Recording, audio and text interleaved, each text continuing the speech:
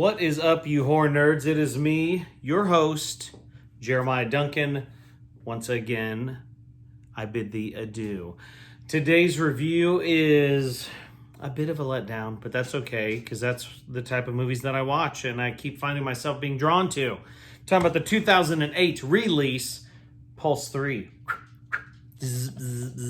Oh no, electronic zombies, so scary. Dimension Extreme. You can't stop the invasion. Yes. So this film here is actually the third in the Pulse series and the final, which is so unfortunate, said no one ever. But if you aren't familiar with it, you know the drill. Let's read it. The third chapter to the fan favorite Pulse. Oh my. Nearly a decade after the terrifying events of Pulse 2, the dead still walk the earth. Having entered our realm through electronic devices, Justine, raised with her fellow human refugees in the remote no-tech survivor camp, is now a 17-year-old girl who dreams of the world they've left behind. With an abandoned laptop links her to a mysterious outside caller, Justine risks everything to see if life has resumed back in the Forbidden City. More frightening than ever, Pulse 3 is an intense and shocking conclusion to the Pulse trilogy. So this was written and directed by Joel Soisson, I believe is how it's pronounced. He was the producer for Bill and Ted's Excellent Adventure and also The Prophecy. So you'd think we've got potential. Bad news, you don't. It was such a letdown. I can only give this a 3 out of 10.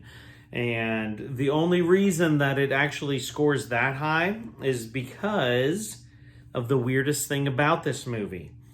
The weirdest thing about this movie is the lead character. That said lead character is named Adam, and he is played none other than Sean, played by Sean from Boy Meets World. Yes, that is correct. Sean from Boy Meets World is in a horror movie, and there was no cameo from Topanga, and I was very upset because if you were like me when you grew up and you watched that show, everybody had a crush on her. No Topanga. That instantly dropped it. It could have been a 10, but they did it to me. They brought me no Topanga.